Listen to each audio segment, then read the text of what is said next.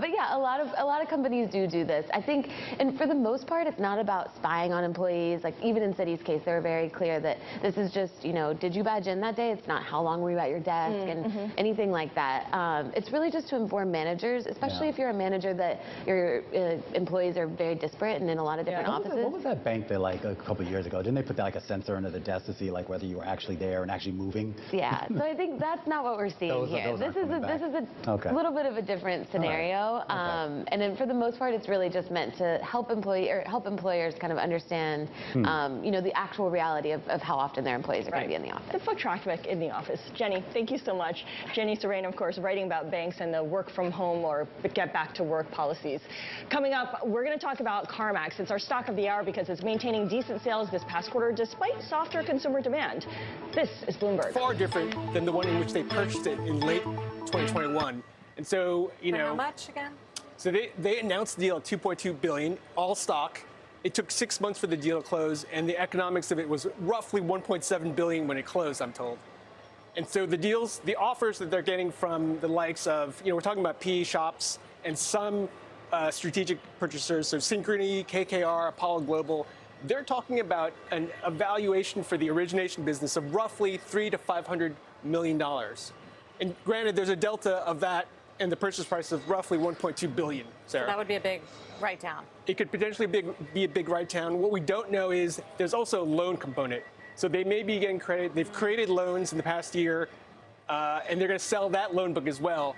That could offset the hit from the fact that they've lost money on the sale of the origination business. So where does this fit in overall with the Solomon and Goldman strategy? GreenSky was part of, you said, the consumer push. And he was very hot for that. Yeah. He purchased it. And so, it just shows it's sort of a whiplashy kind of moment, right? Here you're inviting a business in and you're saying we're going to be your long-term stewards. About a year after it closes, it's like, just kidding, right? So there's whiplash on the part of their employees. On the part of, Goldman writ large, it's sort of like they want to put this behind them. And they've said that this is behind them. However, in the coming quarters, they're going to have write-downs from this and some other things. So it's going to be a reminder of what they, of a deal they preferred not to have done, Sarah. Yeah. Well, yesterday, Betsy Gracek took down the models for earnings this quarter and the year, in part on our interview where he talked about some real estate losses and equity exposure real estate losses, but also $500 million in impairments related to GreenSky sale. On the goodwill, yeah. On the goodwill. There you go. Hugh, thank you. Hugh Sun, another great scoop. Keep us posted on what you learned. Last chance here to weigh in on our Twitter question. Remember, we asked, which of these big tech stocks would you be buying on weakness? Intel, AMD, Microsoft, or Alphabet? Head over to CNBC Closing Bell on Twitter. We'll bring you the results right after this short break.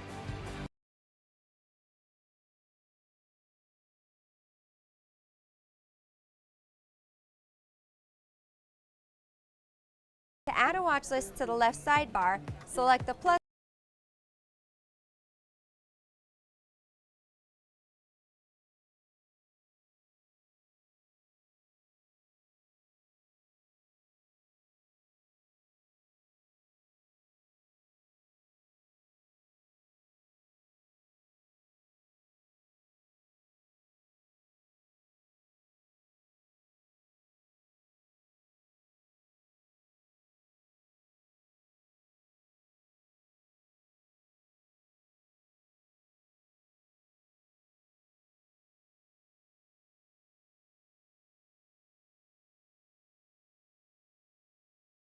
For more demos on how to think or swim, head to the Education Center on tdameritrade.com. Thinkorswim by TD Ameritrade is more than a trading platform. The most going back to at least September here. That's on the back of a solid earnings beat. Simone Foxman joining us right now to talk a little bit more about what we learned here in the most recent earnings report. This is a pretty simple business, Simone, right? They buy used cars, then they sell those used cars to other people. I know over the last couple of years that's been a tricky business. Yeah, absolutely. Yeah. And it's still tricky now because I think when you look at the numbers they're reporting here, used vehicle sales, that's the biggest segment of their market, their revenues, down 14% year over year. The message is just, it's not as bad as it could have been. And CarMax does seem to be standing out a little bit in terms of market share, in terms of some of its rivals. It's having more online sales going on. But really, I think it could have been a lot worse, particularly with a lower income consumer buying these used cars that definitely is feeling the strain. So there's a contrast here between CarMax, whose shares are rallying, and Carvana, whose shares are tanking today. And analysts, of course, are making comparisons too. What are you seeing? Yeah, I think when you look at this reaction, people have sort of remembered all of these problems about Carvana. You know, for one, we were talking before the program, there's a report out from Forbes about potentially using underqualified technicians. Maybe that's weighing on the shares. But I think the bigger story is CarMax has a much stronger business. Carvana is saddled with $8 billion worth of debt. It's rated CCC, and there are a lot of concerns about it running out of cash.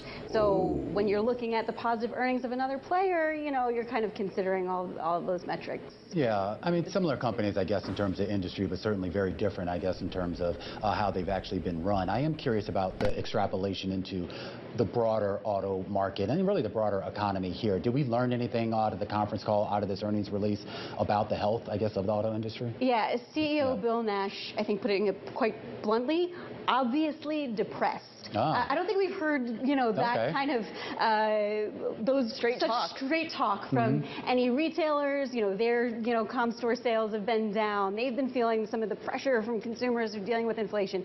You know, clearly things are much worse in used cars than they are in other, you know, parts segments of the market. In part because of Carvana down 14% They're targeting people who are going for secondhand cars. We've seen the prices of these secondhand cars, that used to be the thing you can walk in there with a few $1,000 in your pocket in cash and walk out, and now you got to take out a loan for something that's probably overpriced. And let's see what CNBC's talking about. That'll set you back another few thousands of dollars. Well, right, but you're talking interest rates. Breaking down the used car market. 7-8%. And what strength in that sector could mean for the broader auto space. That and much more when we take you inside the market zone. A little mini recovery, down 170 on the Dow. We'll be right back.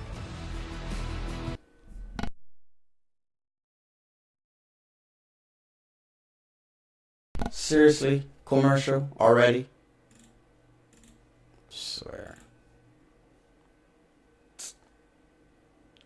Everyone's on break, huh?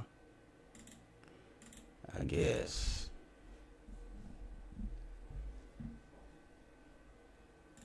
Let's see what Spidey's doing.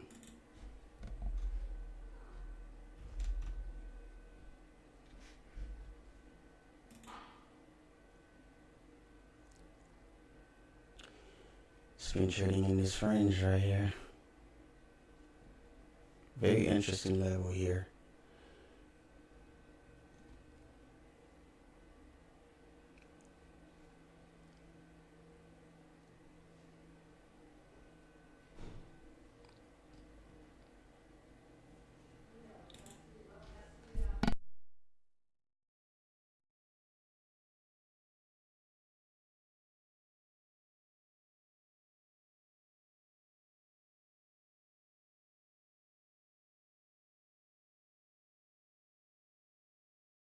What does that mean? Corn dropped 35, 45 cents. People are getting whipsawed. It's been a great rally for farmers and producers because they've gotten a chance to get back. We were just at about $4.90 corn, which is a very low price, sub $5. We got back north of $6.30. So the key is corn's heading into pollination. What does that mean, pollination? If the weather isn't just right, we'll have lower yields. Lower yields mean less supply, higher prices. Okay. So the higher prices, we talked about having some macro implications. But what we see in the pressure on crude oil and copper, commodities as a whole seem to be having some of the same hangover. I know look, it's been a great couple of weeks for the ags, as you pointed out to us. But it also kind of seems like on days where they all move together, there is this kind of macro malaise. What do you attribute that to? No, it's definitely, 2 years ago, it was the inflation trade. People couldn't get enough commodities. We had tremendous rallies from 2020 to 2022. all-time highs, 10-year, 12-year highs in all these commodities. And then between, those pandemic highs, 2022, in the last year and a half, a lot of commodities gave back at least half, if not more, of that rally. That was fueled by people. A lot of it was fueled by fear and greed.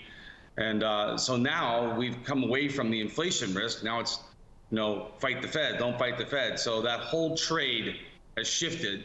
So you've got money managers getting away from wanting to own commodities as a hedge against inflation. Okay. The next thing we look for, Chris, in terms of the data, we're going to get that next week. Yeah, well, we've got another USDA report, but this is the key time of the year for corn.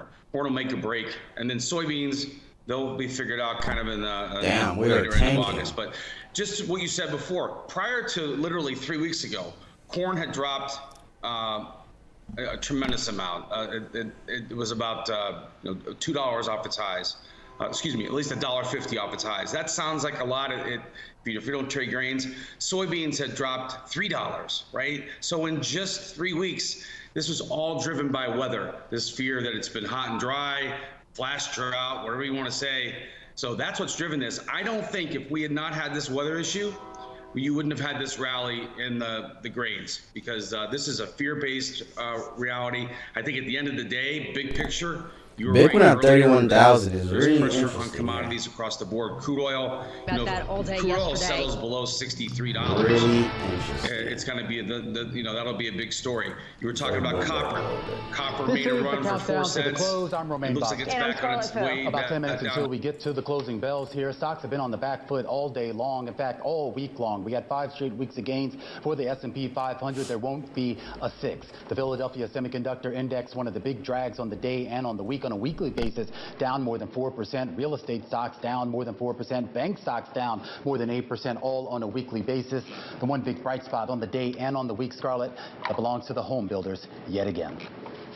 I see all that red on the screen, and I was calling this a classic risk-off day. Let's bring in Shi Chow, UBS Global Wealth Management Financial Advisor. And I look at stocks being down, bonds being up. It's not just U.S. Treasury, but government bonds in Europe, too. This is kind of a reflection of your view, bonds over stocks and preference for defensive and value stocks. My question is, that is even though the U.S. economy seems to be holding its own and doing well in the aggregate? Well, we think the economy has been extremely resilient first half, and we had a great run in stocks, particularly tech, and that's surprising to the market, but that certainly led a lot of the growth. I think moving forward, the path from here is going to be They've more really had a nice uncertain, move higher. and Remember, as the interest rates have risen for auto loans, and as the market has become so priced, so highly priced, the importance of having lower priced vehicles, it can't be overstated. And that's important because they have 25% of their vehicles. Oh, very nice move upward right now. $20,000. Makes sense, Sarah. If you've got a Can you market where sustain? people are looking for the best deal Very nice move possible, upward. and they're looking for those vehicles under 20,000, if you can play in that market and make a profit, you're going to do well. And that's why shares of CarMax are higher. By the way, all of the auto dealers who have been either especially with used vehicles or have a heavy mix with used vehicles, they've all been moving higher over the last several months. So today, CarMax, not a surprise as they beat on the top and the bottom line. Sarah? Which, Mike, actually has some interesting implications for inflation Yes. and monetary policy. Remember, it all started with those used car prices. Yeah, they're not really cooperating with the rapid disinflation story. Other parts of the economy are. Also, it seems like auto-related expenditures are stealing share of wallet from other things. If you look at like the Bank of America consumer spending data this week, ex-auto was much weaker than everything else, just because prices are higher, as Phil said. So I don't think it's necessarily the cleanest story for the economy, but it is good. I mean, CarMax shares up like 60% from the March low. People really thought that regional bank stress event was going to be much worse for the auto business than it has been. Auto loans in particular. Absolutely. Phil, thanks. Brian Nagel of Oppenheimer. Let's discuss Nike, which reports next Thursday. You see promising signs heading into that release. Explain. Well, good afternoon, Sarah. So I do. The sentiment around Nike has been very negative lately. It's the same story over and over again that investors are worried about some pullback in spending, and that spending pullback catching up with Nike. But if you look closely, I mean, there's been a number of reports lately from Dick's Sporting Goods, Academy Sports. They've all talked up, if you will, underlying strength in the Nike brand. The only place we really saw weakness was Foot Locker. I don't cover Foot Locker officially. I watch it closely. I think that's mostly a Foot Locker problem. But look, I think Nike's faring quite well here. I think they've got a great brand. I think you've seen a lot of innovation in the brand. And I think underlying, while there are definitely points of weakness in consumer spending, I think overall the consumer is actually in pretty good shape. Will Nike beat earnings? Buying products like Nike. I think the concern around Nike this quarter in particular is that, first of all, inventories might still be bloated and the China recovery might be bumpy, which has been key to the Nike story. I agree. I mean, that's what we'll be watching. So it's next Thursday night, Nike's reporting. And those 2 points you brought up are exactly what we'll be watching. But look, from an inventory perspective, and everywhere I look now in this athleisure channel, inventories have really been cleaned up. And if we go back to Nike's last quarterly report, I think Nike's inventories are based. If we could close at least above this level right here, I would feel pretty good about this for maybe a bounce next week, towards the 4,400 level. But it doesn't seem like we're going to get there today. I don't know. Looks pretty weak. So let's see. It's right in the middle of its, let's say, 1 year range.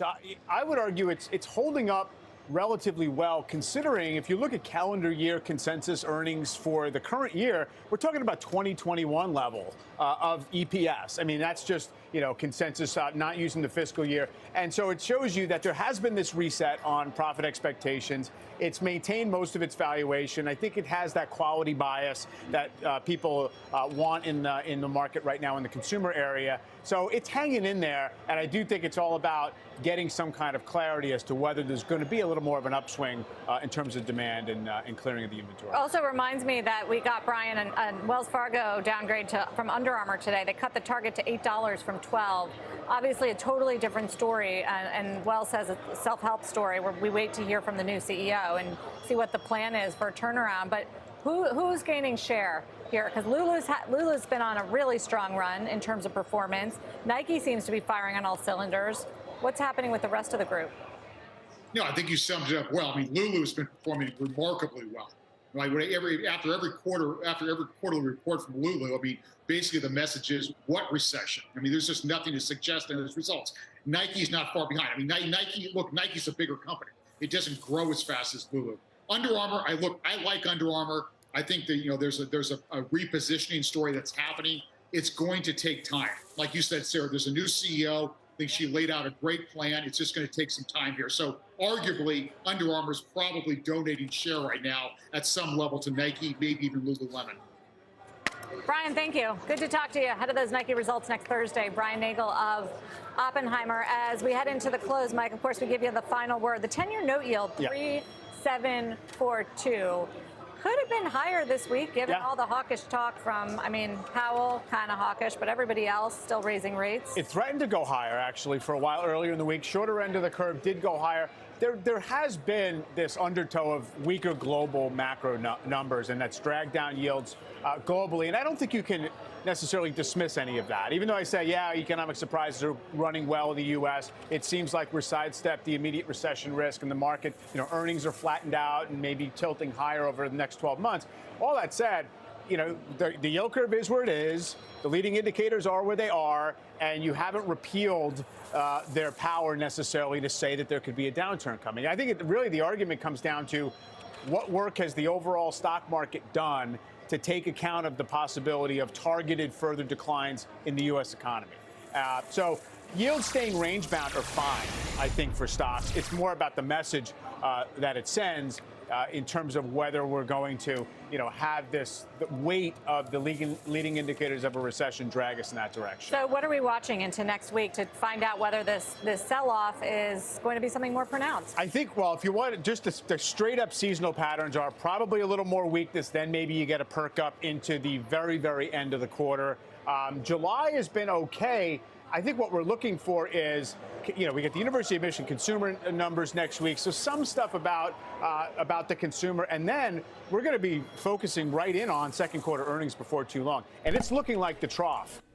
What do you guys think? Are we going to continue to sell off next week, or going to rebound? For the second quarter, let's say they come in 3%. And there we go. We got the close right here. A decline. For the third and fourth quarter, we're talking about flat to up. So, you know, getting a read on guidance eventually over the next couple of weeks, I think, is going to be somewhat significant to see. Also, the AI wild card, you know, it's this kind of source of animal spirits in the market that you don't really know what to do with. But if you look at C3AI, yep. I mean, that stock has gone down from like 46 to the low 30s from the highs, but it's still up massively. So that's sort of sloshing through this market, and the options flow into things like Tesla and NVIDIA still show signs of getting overheated, and that's totally non-fundamental in my view. It's really all about how much we want to capture. Have we corrected the bearish positioning that was coming in saying that's why the market's up? Everyone was too bearish. I think a lot of that has been taken care of. Yeah, in theory, if we get outright greed-driven FOMO, there's room to go, but we're much more neutral than we were. All right, there goes the bell on a Friday. Dow's going to close down more than 200 points. S&P 500 down about 0.8%, and the Nasdaq is lower as well for the first time after an 8-week run. That's it for me. Now over to Morgan and John. That's right. Stock Well, sending that's lower. that. It's the worst week for the major averages since. ES closed under 4,400 at 43.85. Still dropping. SPX closed under 43.50. Interesting week. Next week, Nike reports earnings. And I think Micron also reports earnings. So we'll see. We'll see what happens next week. Stay blessed. Stay positive. And we'll see you next week, possibly. All right, I'm out.